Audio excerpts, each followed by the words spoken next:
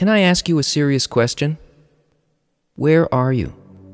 In front of a computer screen? In a body? In your home? In a city? On a planet? Are you in love? In pain? What is all this stuff that you see and you feel? What's it for? Where are you? And why are you there? If you really think about it, it's pretty clear that the answer to those questions holds the answer to every other possible question. And the only thing preventing us from getting the answer is the way we perceive reality. Because if we could see it for what it really is, then we would know for sure where we came from, what we are, where we're going, and why everything happens. So what is it about the way that we perceive that stops us from knowing? What's keeping us in the dark? Okay, let's start out here. This is the whole of reality. What we think of as other dimensions, non-material potential. Everything that's hidden from us, our future. What we want to feel but can't. What we want to know but don't know yet. For some reason, we have no sense of this. So to us, it's as though it doesn't exist at all. And what is all of this? Unlimited pleasure, unbounded existence, complete perception, and connection with the force that builds and guides the material universe, where we are. This is us, a closed box with 5 little openings to what surrounds us. And even though we have these 5 senses to tell us what's real and to guide us, none of them works in a way capable of sensing anything that's out here for what it actually is. The problem is, this is where we all really live. Yet we only experience what you find in there. And what you find in there is limited perception, isolation, fleeting pleasures, and all kinds of problems that cause suffering. Why don't we experience what's out here? Instead of what's in here? When something from the total of reality comes calling, we think we know what it is. But we never get the thing itself. It never actually enters the box, because the senses aren't really openings. What's outside the box hits some kind of resistance, a screen, a barrier, like an eardrum, or a retina, a taste bud, or a nerve that interprets what's outside, and then gives it an identity and a meaning, according to the effect that this unknown thing might have on the box. But the interpretation that the sensor gives us is entirely limited to the way it's programmed. The program doesn't tell us what the outer objective reality actually is. It reduces it, turning it into something else according to its rules. And all of our senses run on the exact same program. So whether your eye uses an electron microscope or the Hubble Space Telescope, what you'll ultimately see will always be a subjective picture, determined and controlled by the program. So what exactly is the program? It's called egoism, self-concern. How does this affect me? What do I get out of this? In other words, the will to receive. The box is a machine. The input, a formless unknown that gets processed through an inner program. And the output of the machine is our reality. But this isn't real reality. It's just the way it appears to the will to receive. Because out here, everything operates according to a different, all-encompassing program that only creates, sustains, and guides.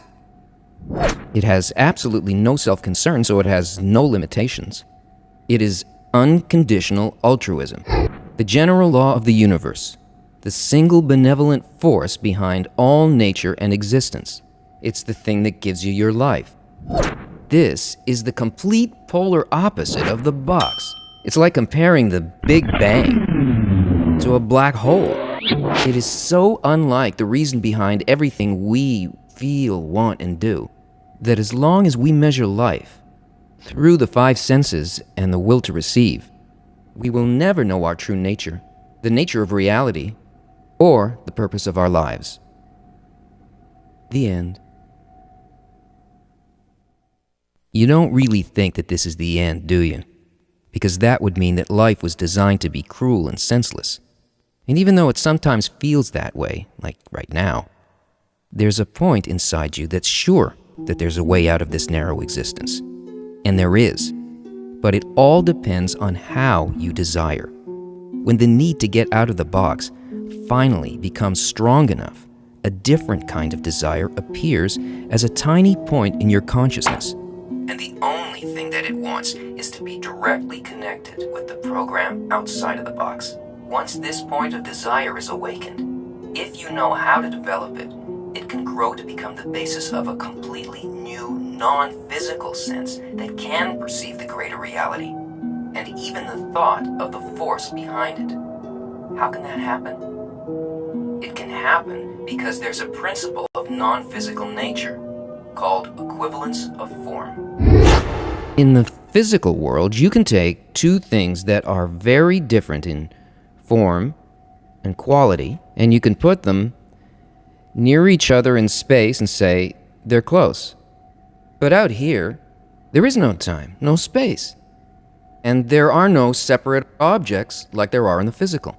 Out here, there are only forces, fields of influence, varying levels of bestowal that resemble the thought behind the general law of the universe. In the non-physical, if things have different qualities, they're distant.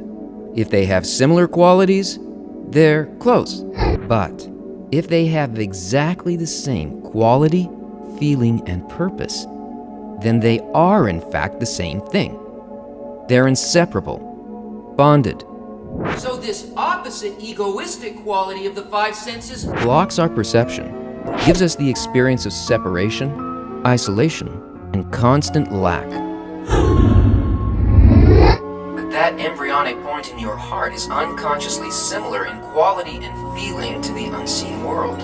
It's intimately connected and interwoven with it. And the stronger your desire to transform your inner program to be like the outer one, the closer it brings you to know and enter it, and to see that everything in your life, every desire, every joy, every disappointment, is really the general law of the universe guiding reality to develop and awaken you to consciously come into balance with it, so that you can receive what it most wants to give you.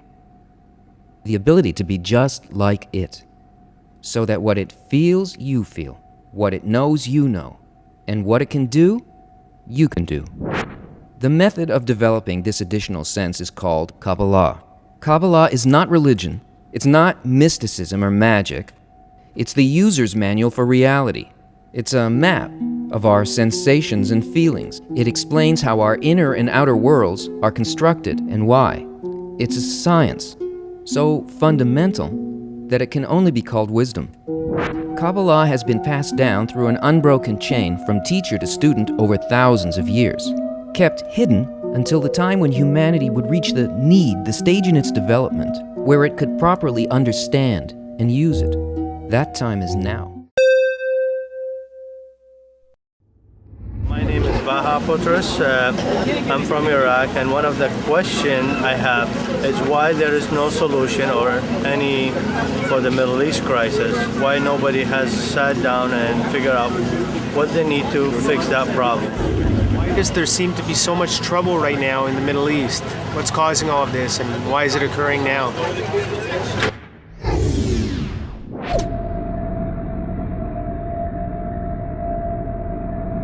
Don't give up hope. From what we've seen and understood up to now, there doesn't appear to be a solution. But that's because we've been looking at this impossible situation from the level of outcomes, rather than the level of causes. And from there, the problem and the solution have a common origin. This is our world around 1948 before the Common Era. Mesopotamia, Babylonia, ancient Iraq, the time and the place of the emergence of Western civilization. And something happened here in the development of humanity that set this conflict in motion. Not just physically, but on the causal level. Up until this time, the altruistic and egoistic properties of the inner life of humanity, let's call it the soul, developed in a relative balance.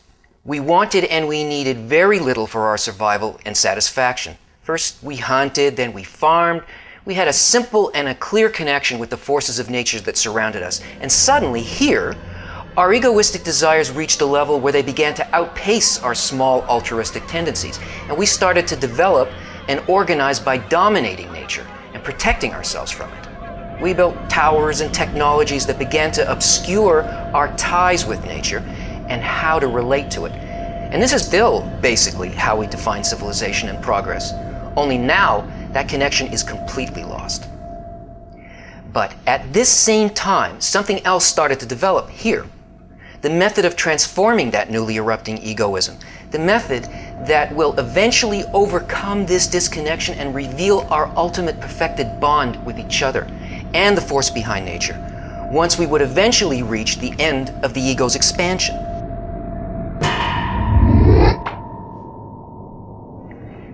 The method was called Kabbalah, and the person who revealed it was Abraham. From the ancient Aramaic tongue, he created Hebrew, a language made up solely of terms for this science. And most people didn't understand what he was talking about. But he did attract a group of students, and he taught them the structure and the laws of nature, and how to work with these in the form of desires present in every human heart. One called Israel, meaning the desire for direct connection with the Creator, and another term called the nations, meaning our desire for self-satisfaction. Now, all this thousands of years ago, before Judaism, Islam, or Christianity appeared. Now, the Kabbalists tell us that the spiritual desire for connection with the Creator is destined to fill the entire heart, meaning all of our reality, despite the fact that our heart contains a greater number of corporal desires. But because this is the root structure of reality, we see this inner causal situation reflected in the physical world as well. This small group of students eventually grew, and they became a physical nation called by the same name, Israel, and surrounded by many opposing nations. But none of the people living in Israel or the people living in the surrounding countries realized the true nature of this conflict, because the development of all people over the past few thousand years was only by the will to receive, and that blinded us as to where the answer lies. Now, listen with your inner ear. The role of Israel is to reveal the long-hidden wisdom of Kabbalah and to serve the nations around it by making this method of transforming civilization available at the very moment it's so desperately needed in a world locked onto a collision course with disaster. And the nations feel this unconsciously, and it's their role to push Israel to finally play its role, because that's the way that it is on the causal level. But the problem is not a problem of religion or territory, and it can never be solved that way. Whether we're looking at Iraq or Pakistan or Lebanon, this situation exists only in our heart, and these two warring desires have to come to peace there.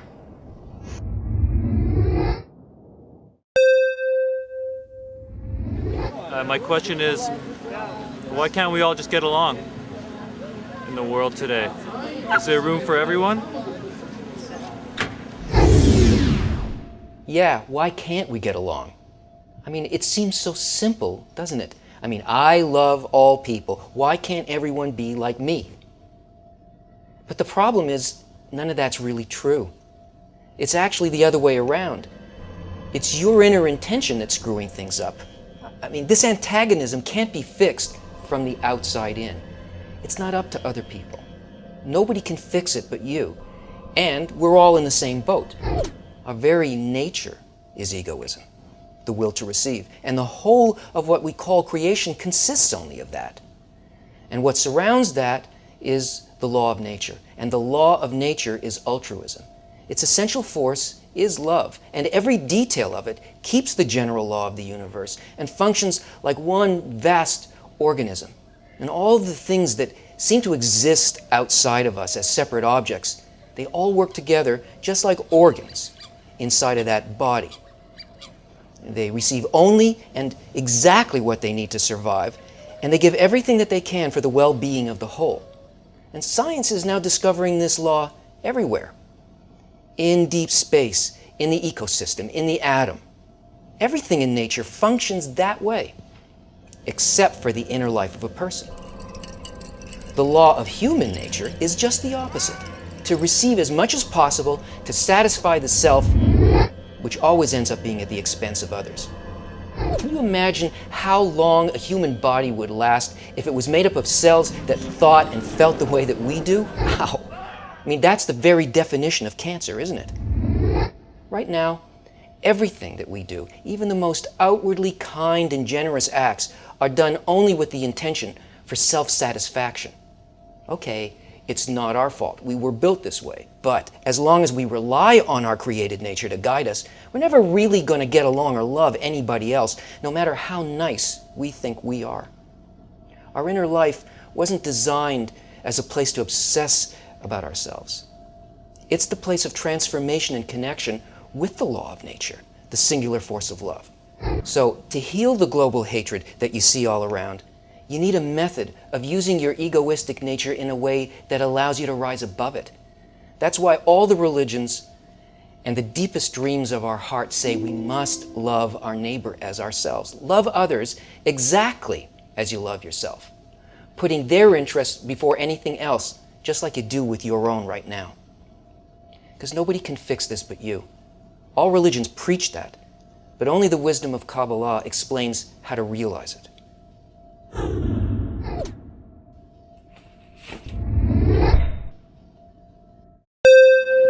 I want to know, do we reincarnate?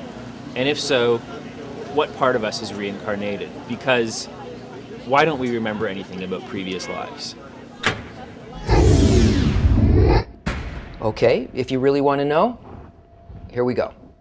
Yes, we do, and reincarnation can be experienced either internally or externally, depending on our conscious involvement and agreement with the force that's developing us. Now, death was inserted into the system as a result of the breaking, the shattering of the first man, of the collective soul. And so each one of the parts of that soul is a so-called individual soul, and it consists of 613 desires to receive just for itself. And each one of these desires is influenced by a constant force of development that's working on it with the purpose of bringing it to its perfected state so that it's transformed into a desire to bestow. And this happens over and over again until all of them are corrected. So no matter how it may appear to us while we're undergoing this process, everything always progresses and it never falls back. All spiritual growth is cumulative. Now, on the internal, on the causal level, an incarnation begins with the appearance of a spiritual body, which is a desire, but in its uncorrected state. And first it feels pleasure by satisfying itself, and then inside of that satisfaction, it begins to sense that it's not just taking from nowhere, but that pleasure is being purposely given to it from a higher level. And now, since it feels that, it wants to reach that level of experience so that it can feel the pleasure of giving instead. But to do that, it has to stop receiving. It has to stop experiencing itself as a receiver. So it's given what's called a screen, an intention that allows it to do that. And this is really the beginning of new life on the inner level, rather than death. Because even though the appearance of each new state is first felt as empty or dark, that only happens because the vessel, the desire, still only identifies and is locked into its old definition of life and pleasure, the one that's trying to leave. So even though what's coming is bigger and better, it's so opposite a perception that we don't feel like there's anything there. Now let's look at the unconscious physical level. Here, the exact same mechanism is perceived as a mysterious, intimate inner quality that clothes in a succession of protein bodies, each with its unique talents and personality, appearing and disappearing one after another over thousands of years. And with each cycle of death and birth, it completely forgets the conditions of its former life, because if it's going to encompass change and attain a higher level of reality, it won't be in that mind, because reality won't fit in there. And what it's been, how it's developed, and each past life accumulates as its innate nature. And a new mind functions as the operating system necessary for its next stage of development. So what part of us reincarnates? The individual soul, in the process of realizing its connection to the collective soul, is the basis of that inner part, the I. And the body exists in this world only to help it elevate and attain its true state. It's so insignificant in comparison to the soul that we can exchange organs and limbs with other species and continue to live, even without all of our body parts, because the body exists for the sake of the soul.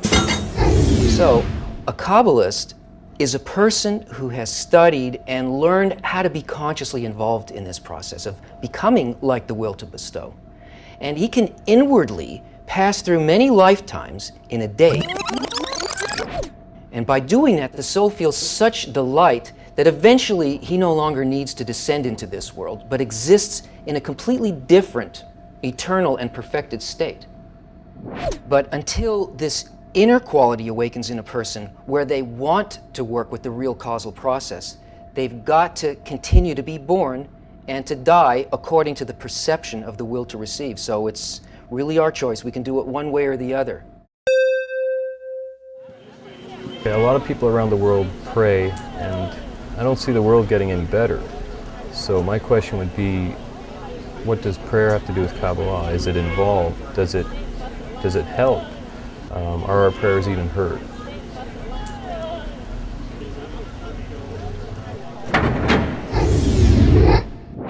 Well, it all depends on what you mean by prayer, because everybody prays in one way or another.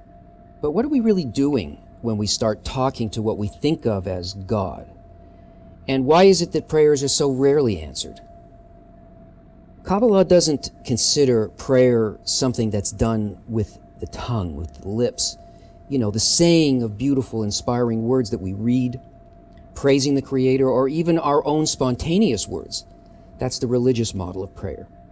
The Kabbalists tell us that the upper force doesn't listen to words, but only responds to what is actually in our heart, and that it only answers one kind of prayer, a true prayer, which is a bottom-line, gut-level need.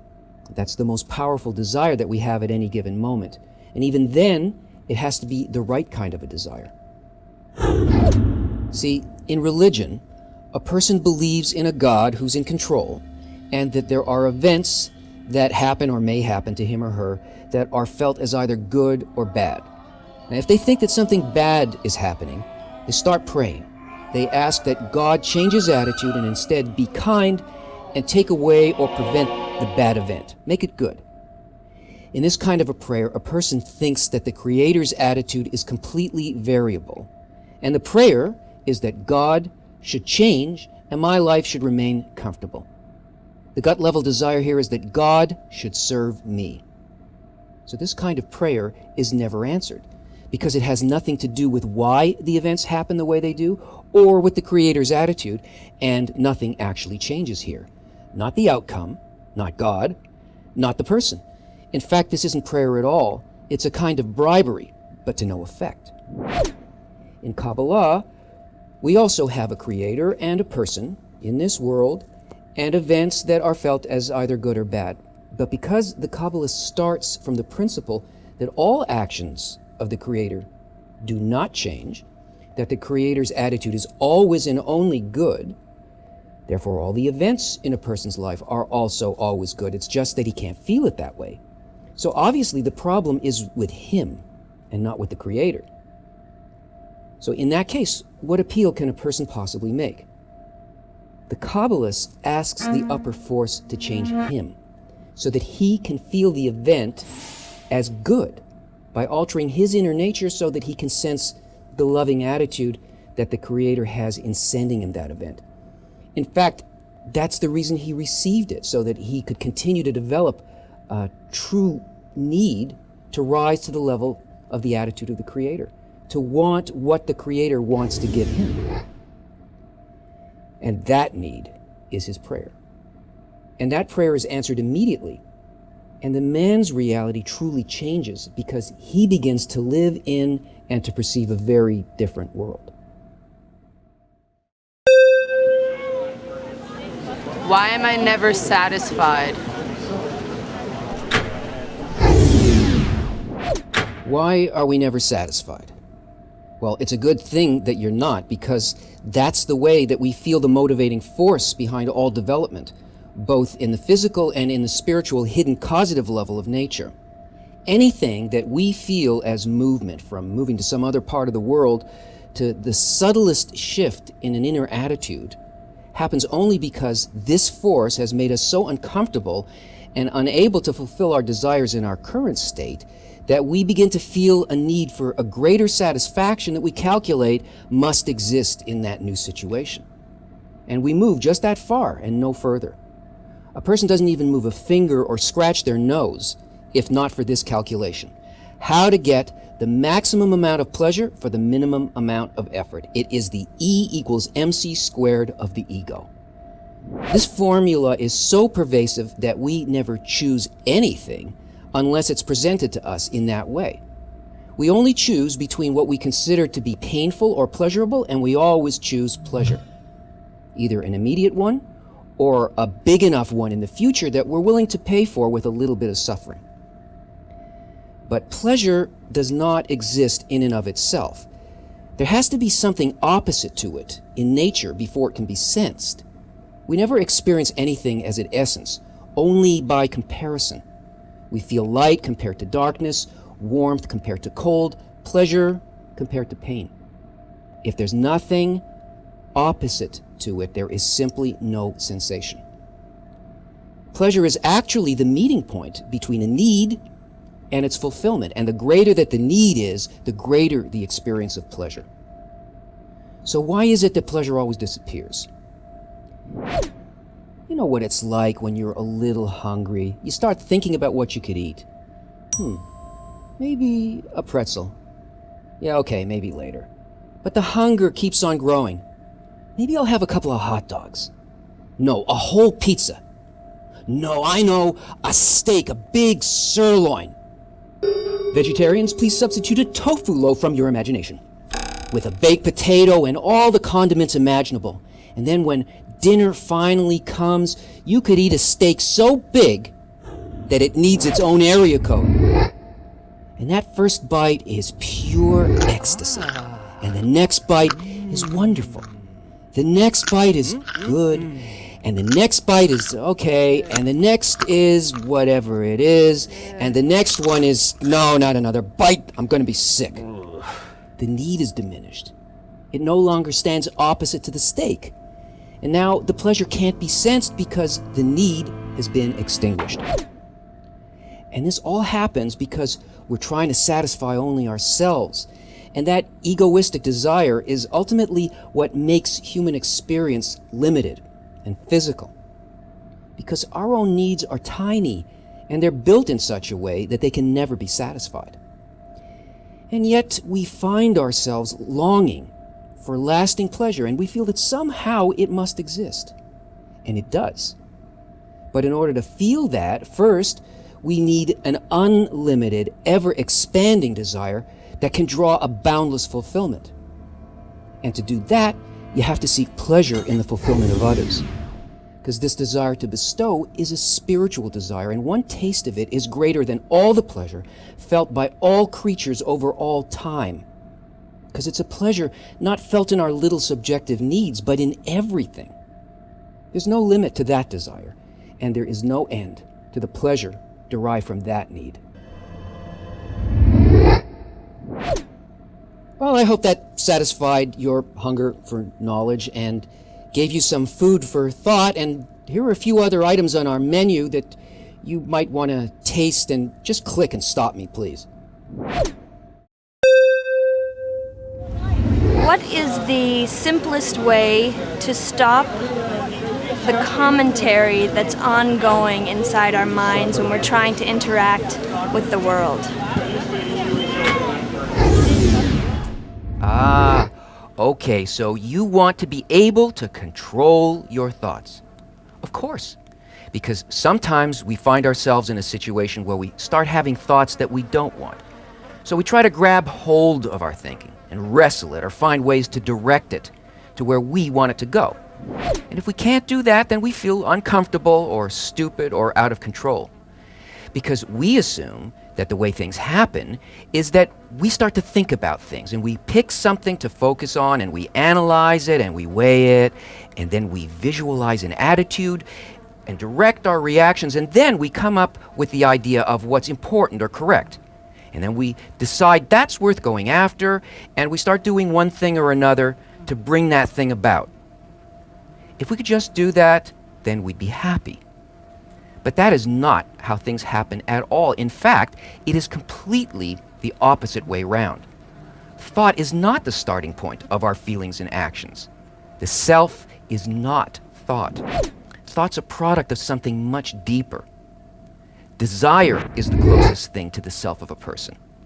First, we feel a desire. We don't think it, we just feel it.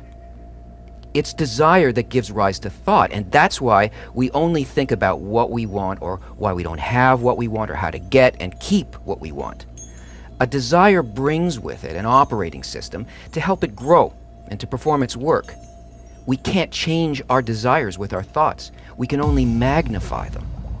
We can't change our thoughts with our thoughts. So if we want great thoughts, we need great desires. So the question really is, how do I change what I desire?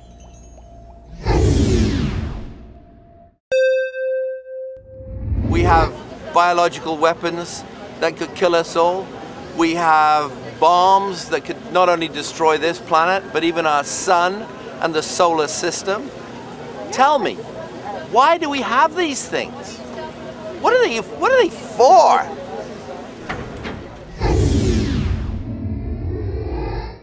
I bet you think you got me stumped. But there's one destination in life and two paths leading there.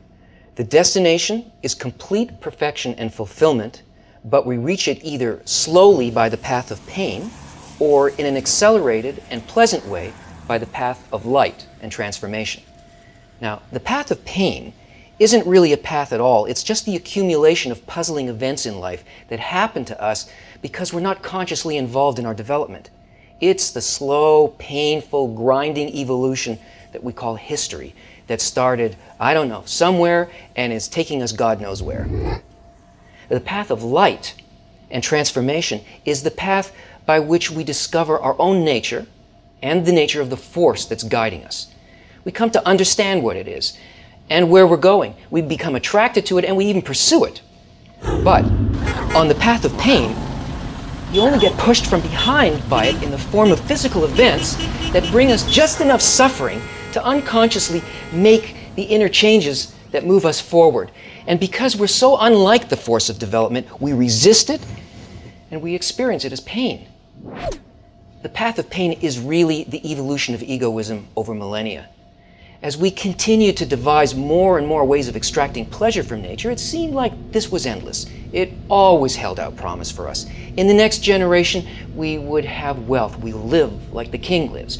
We'll be able to cross the seas and discover what's there. We can go into space, find out what's out there. We can achieve political and personal freedom. We can build machines to do our work for us. We're going to enjoy ourselves. But it's turned out to be quite the opposite. We're not enjoying.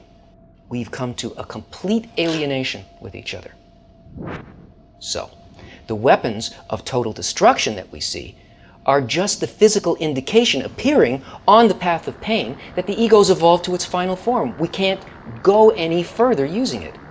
We've come to an impasse in all areas of human endeavor because egoism can't take us any further. And we're beginning to need something else of a completely different order. This is the first appearance of a spiritual need in humanity as a whole, and humanity as a whole has now got to evolve consciously using that completely different higher principle of nature.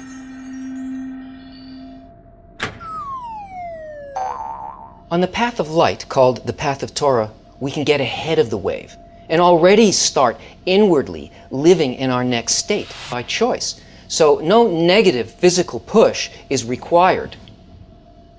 Let's put this back where it came from.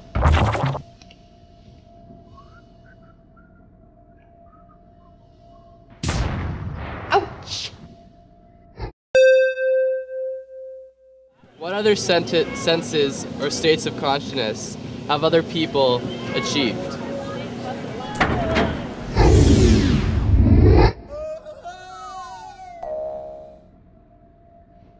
I bet this is the second time you're watching this one.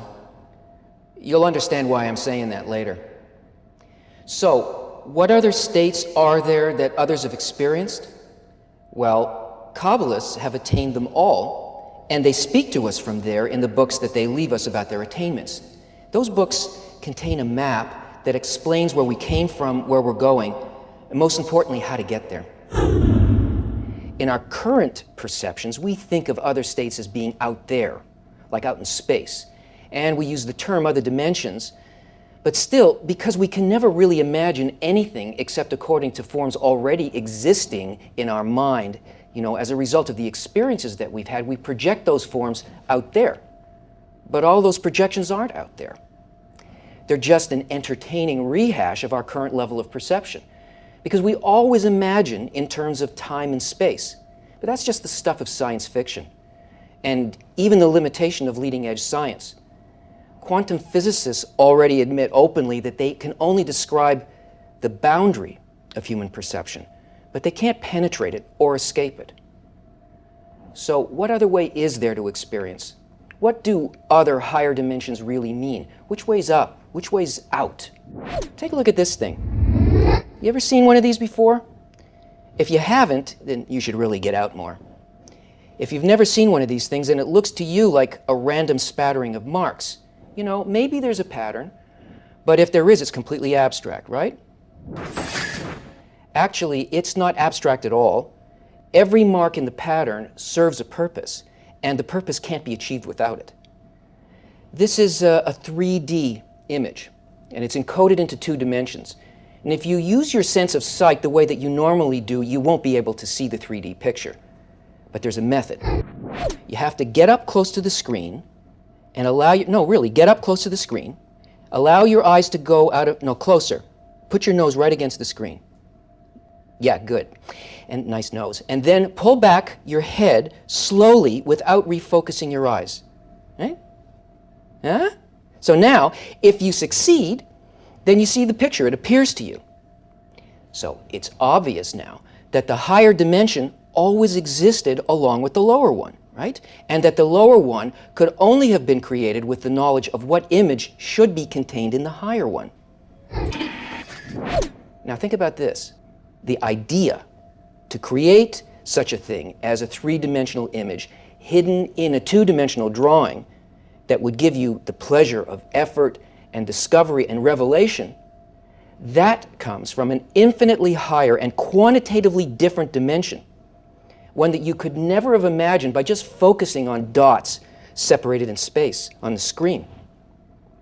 And that thought's encoded into the 2D image. So you see, each higher state is more inclusive, more creative, less material, and more caring and intentional. The Kabbalists who have penetrated the highest state tell us that it is absolute love. Of course, we only get there if we want it enough to learn how to do it. Listen, I've got to go, but if you can't see the picture, then you can always just watch this question, try again.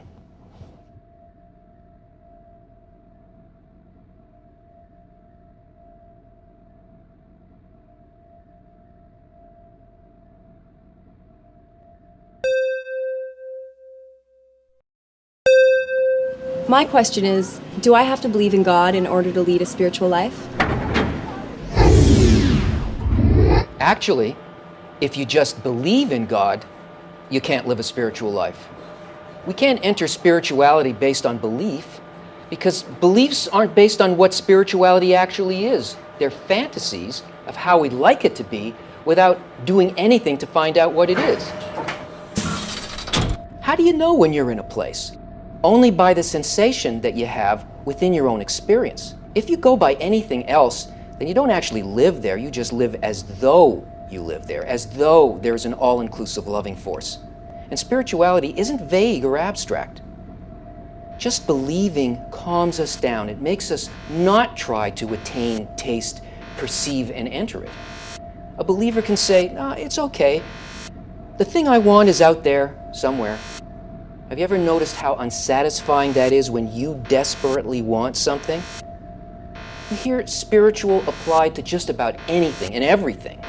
The word has become synonymous with vague and abstract. How can you go somewhere when you don't know what or where it is? You need a definition.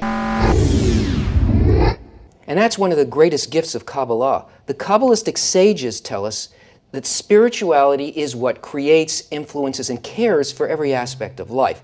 That's why it's called the attribute of bestowal. And they tell us that in order to know it, we have to become like it internally, and then we can enter it. But don't take their word for it. Everything has got to be tested and confirmed. And to do that, you've got to set aside your beliefs and your assumptions and apply their method, just like in any science, and see if it works or not. According to Kabbalah, the meaning of faith is not belief, but it's a direct sensation of the Creator. It's an inner impression that is as tangible and as repeatable and real as any human experience. Oh, and by the way, there's 3 types of faith: faith below reason, faith within reason, faith above reason, but I guess that's another question.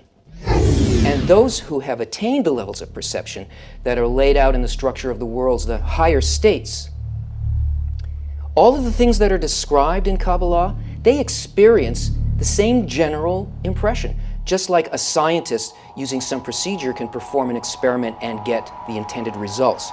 Or like everybody with a street map of New York, as long as they know how to read it, are going to see the same places. So faith means to really feel and to really see it in everything that surrounds us.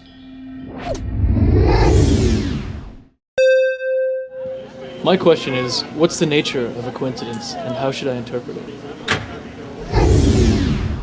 Well, we only think about these kinds of events as coincidence because we suddenly perceive the nature of something that's hidden from us.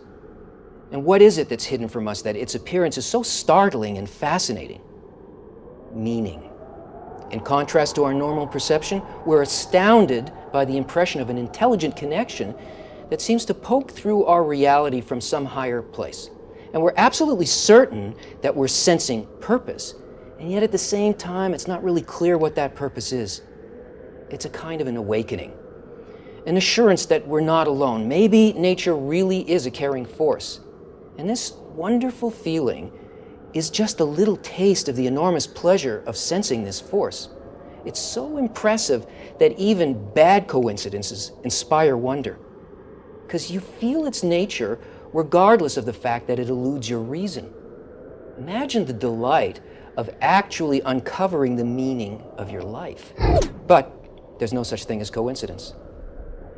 The study of the structure of the upper worlds in the science of Kabbalah is nothing other than the layout of what you actually are. You glimpsed it, but only through 2 points, and under the reversed assumption of your reason that somehow 2 entirely separate things magically became interrelated. And that's not so, because the force behind life is a complete holistic reality consisting of wisdom, feeling, and purpose, and every part of it is linked to every other part of it, because it's one thing. So naturally, everything that happens has an impact on every other thing that happens, or anything that's perceived, because it's already there outside of time and space, just waiting for us to be able to sense it and attain it. Hey, who are you talking to? How you doing? It's like looking at a chain of islands. If you could suddenly pull the plug and drain the ocean, whoa, you would clearly see the submerged mountain that was always there. Kabbalah is a practical science that allows us to perceive what's hidden, so that the adventure of connection, purpose, and meaning becomes constant in our lives, not just an anomaly.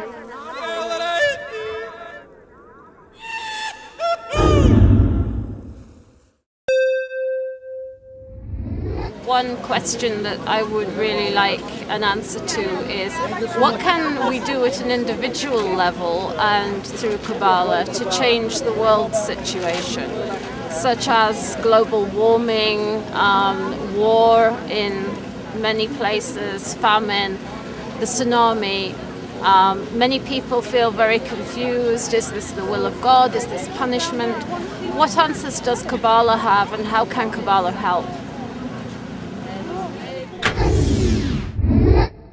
What can we do as individuals? Great question.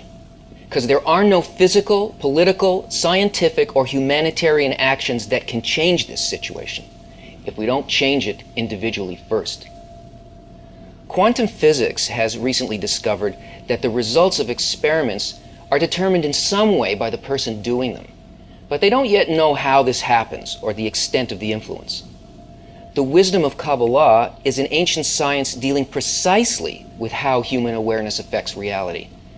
The Kabbalists, through their investigations using a method of experimentation that incorporates human awareness, having penetrated the causal forces, reveal in their books that the general law, which they call the thought of creation, is to create a creature and to fill the creature with complete fulfillment.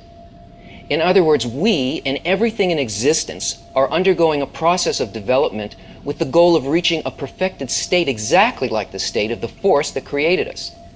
You could call this the will of God, the blueprint containing the purpose, meaning, and outcome of life in all its details and all the forces that bring this about. It's an intention, a desire. It is good that does good. It never changes. We do. All the disasters and the wars that we're now experiencing are just the measure of the difference between the quality of our individual and collective intention and the quality of intention behind this law governing nature called light. The inner life of humanity is the determining factor for how nature treats us. So how can that be? The inanimate, vegetative, and animal levels of existence are actually parts of us. The only difference between them is the amount of desire for change they have, the amount of quality as opposed to quantity.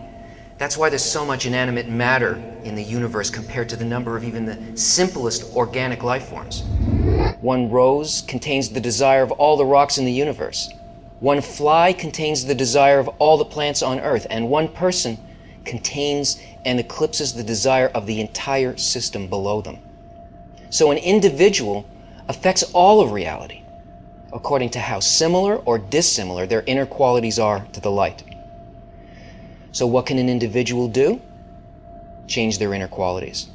Kabbalah tells us what quality to change and how. These days I find that our society is filled with clashing egos, and I wonder, how can I get rid of my ego? How can a human being get rid of their ego? How do we get rid of our ego?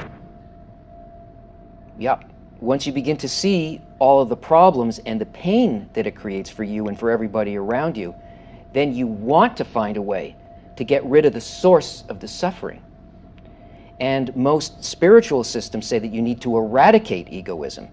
It's the problem, but you know, it's kind of the problem and the solution. Let's look at it.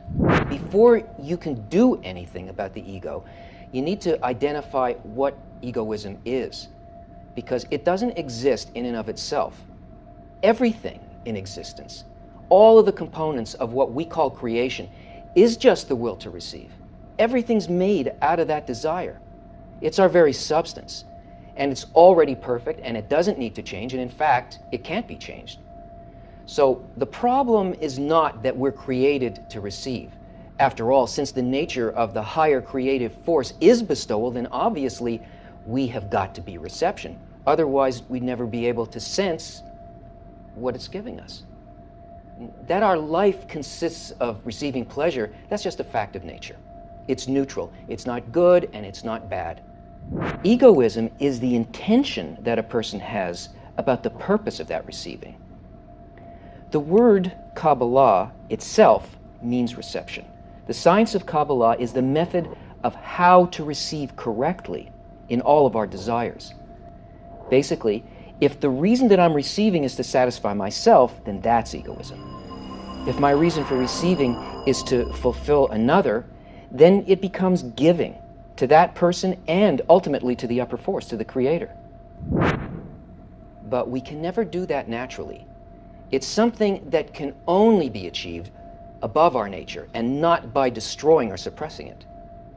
Things grow only as a result of the expansion of desire, and we're purposely given our desires in their egoistic form. It's our only tool. And it's only by expanding the ego and then correcting it that we could ever reach a state in which we would be able to exit it. And it's this process, like rungs of a ladder, that allow us to gradually encompass and attain all of reality and achieve an identical nature as the upper force. The outer action doesn't change. only the intention behind it, and that's enough. Because on the causal upper force level, intention is the only action. Imagine that there are two best friends, and one invites the other over for dinner. Because of his love for his dear friend, the host prepares a meal made of only the dishes and delicacies that he knows will satisfy him. Everything's arranged to entertain and to please his friend. Now, the guest arrives, and he sees a perfect feast laid out in front of him. And then he suddenly realizes that his friend is the ultimate giver in this situation, and that he's there just to receive. He admits to the host that he's overwhelmed by shame, and he refuses to eat. And the host says, "You don't understand. I prepared all of this just for you because I wanted you to enjoy all these things, so you'd know how much I like you. And if you don't eat, it'll spoil the whole evening for me." And then it dawns on the guest that the success of the dinner is really in his hands. And if he eats in order to please the host, then he's actually a giver. So he begins to eat and enjoy so that the host will receive the delight from all of the things that he intended and prepared for the guest. And in fact, by doing that, he even attains the mind of the host, because now he's got the identical intention and love towards the host as the host has towards him. We are surrounded by a sea of light. We're constantly being given, and we're constantly receiving. So we constantly have an opportunity to feel and correct our egoism. Ah, some pop in a fancy glass. Here's to you.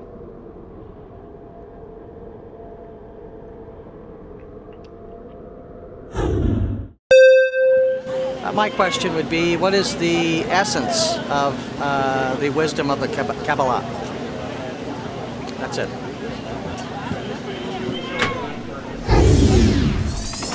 What is the essence of Kabbalah?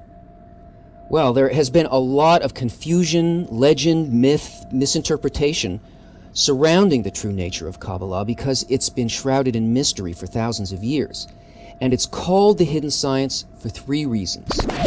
One, in the past, Kabbalists taught only a few worthy, highly developed people from each generation who already possessed certain inner qualities not developed in humanity as a whole until recently. And these inner qualities allowed them to understand and use it correctly. So in the first place, it was purposely hidden by the Kabbalists themselves. Two, all Kabbalistic books are written in a way that uses words that seem to talk about people and things. But in fact, not a single word in any Kabbalistic book is talking about the physical world. And if you don't learn how to read these books from a Kabbalist in the authentic teaching lineage, you simply can't understand them. It doesn't matter how bright you are, all you're going to end up with is a product of your imagination and nothing else. And three, Kabbalah reveals the purpose and the nature of this system that we call life. And unless a person has a powerfully real and serious need to ask this very question, they can't hear the answer, not even if it's shouted at them. But today, many people all over the world are seeking out Kabbalah. So let's clear up the misunderstandings. First, let's look at what Kabbalah is not. It is not and has nothing to do with religion, magic, mysticism, witchcraft, divination, cults, healing, meditation, self-help, philosophy, theory, parapsychology, ESP, telepathy, clairvoyance, New Age, psychokinesis, superstition, dream interpretation, phrenology, tarot cards, mantra, yoga, red strings, holy water, blessings, Judaism, Islam, Christianity, Buddhism, Hinduism, Sufism, Anyism, past life regressions, holistic medicine, numerology, faith healing, aromatherapy, secret societies, Reiki hypnosis, channeling, transmutation, phrenology, astrology, astral travel, auric projection, lucid dreaming, spiritualism, communicating with the dead, out-of-body experiences, magnetism, voodoo, Freemasonry, philosophy, reflexology, UFO, creationism, fanaticism, or any other belief. Although many of the above mentioned have borrowed and misinterpreted the principles of Kabbalah over the years. So now, what is it really? Kabbalist Yehuda Ashlag defines Kabbalah this way. The wisdom is no more and no less than a sequence of roots which hang down by way of cause and effect in fixed, determined rules, weaving into a single exalted goal described as the revelation of his godliness to his creatures in this world. Which means that there is an upper force, and then there are governing forces that descend from this upper force and bring about our existence in this world. We're familiar with physical forces such as gravity, electromagnetism, and even the power of thought, but there are forces of a much higher order that act while still remaining hidden to us. Just like we know the effects of electricity, but we can't see it, and we don't know exactly what it is.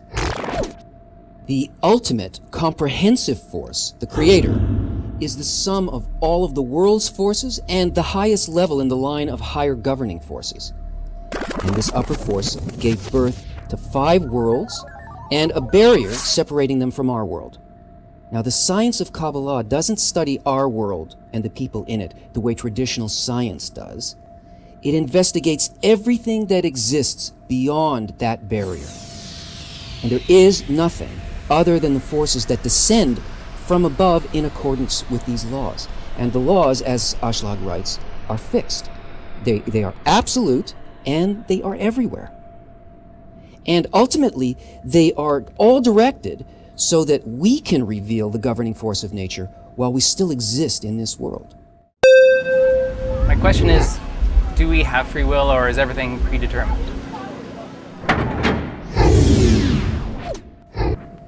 We don't know which of our actions are actually free and in which we just have an illusion of freedom. That's because we're blind to the laws and the forces that manage us, and we assume that there's no management at all. So this gap in our perception, that's what we call free will. But we have no free will at all, except in one thing. And other than that thing, everything we do is dictated to us by inner and outer nature, and it's defined by 4 factors. In order to discover where our freedom really lies, we need to look at a level of life below ours to catch these 4 factors at work. Let's look at a seed of wheat. So the first factor, the bed, the first matter. You can take that seed and you can bury it in the ground and it'll decompose, and the body of the seed disappears, but the information about the qualities that are going to develop doesn't die. With the old form, it gets transferred into a new one. And that information is the primary cause of everything that follows. Likewise, a drop of semen contains the abstract force from our ancestors, and we come into the world with their accumulated knowledge, physical and mental qualities that we feel as our own subconscious tendencies, but they aren't ours. They're installed in us, and we can't choose or change them in any way. The second factor, the cause and effect that stem from itself. So now the information in the seed receives a new form, but the form doesn't change the information. It'll never become an apple tree or a squash. It only develops the qualities carried from the seed. And the only change that can happen is in quality or in quantity, but it can only grow as a stalk of wheat.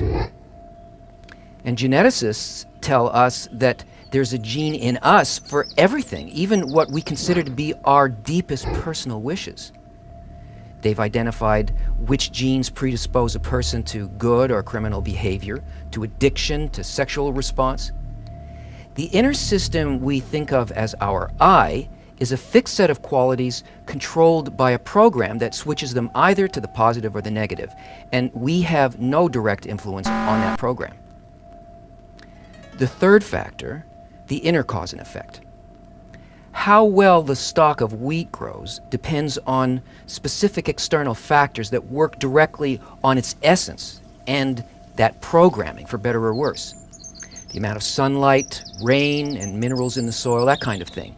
A different set of minerals won't provide the right nourishment to make good quality wheat. So all of these forces must be there and no others. Our inherited program of desires, thoughts, and attitudes develop either positively or negatively depending on our family, which we don't choose, and the way that they bring us up and on how we're educated. Because obviously we're helpless as children, so all of this is done by them. And that compels us to be influenced by a constant chain of interactions with their characters, their ideas and values. So whatever we will be is going to be the result of either agreeing with or reacting against these forces, but we can't change the laws that transform our essence or how they do that. So there's no free will here either. 4. Cause and effect through alien forces. These are environmental forces that, unlike rain and minerals, they don't have any direct connection with the wheat. These are forces like hail or passing animals or nearby plants, and they influence all of the other 3 factors as a whole. Now, obviously, a plant can't get up and move, but for us, regardless of the fact that we don't determine any of the first 3 factors in our development, we can influence all of them only by choosing our surroundings. That's that one thing that I was telling you about. It is our single point of freedom in the physical world. And it's from this point that we can harness these laws to sling us in the direction of our goal. Because a person can have negative or weak first and second factors, and just by placing those factors and the system of development in the proper environment, the quality of development can be enhanced and its speed accelerated enormously. The worth of our life is judged only by this because once having chosen an environment, all of these laws kick in again. And that environment then shapes all of our future conditions. And that's why the Kabbalists advise us to choose the right books, the right friends, and the right teacher.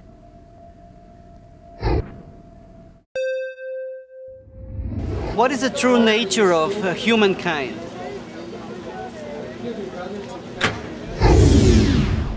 Humanity is actually one creature containing the whole of creation that experiences itself in relation to an upper force called the Creator. All that exists in reality is only the Creator, which is the will to bestow, and the creature, which is the will to receive, the opposite side of the same force. The creature is called the first or primary man, Adam Harishon, or the collective soul.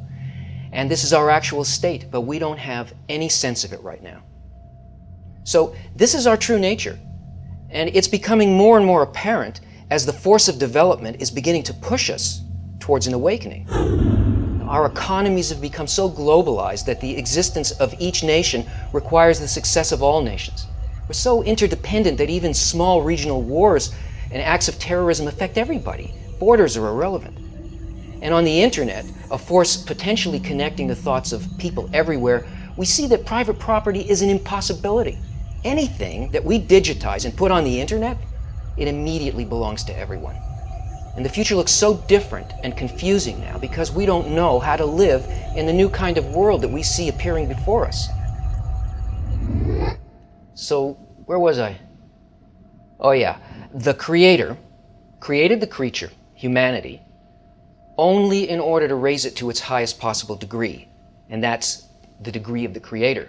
But that couldn't happen all at once.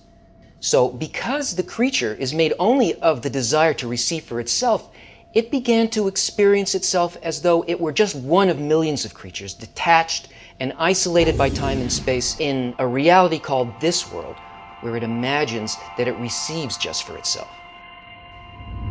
According to Kabbalah, this is called the fall of Adam, his shattering into 600,000 parts, which means the beginning of a process by which the properties of the Creator and the creature became intermingled.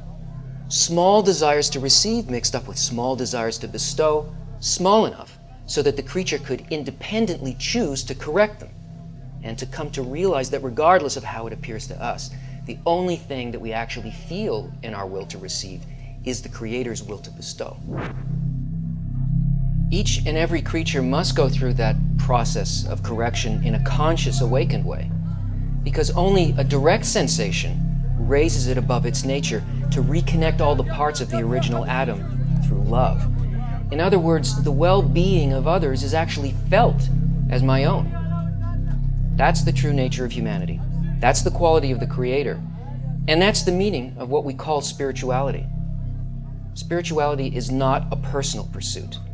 Only the reconnected creature can reach the level of the Creator. And that's the state that nature is now bringing us to. Why do I give of myself so freely and yet get rejected so often?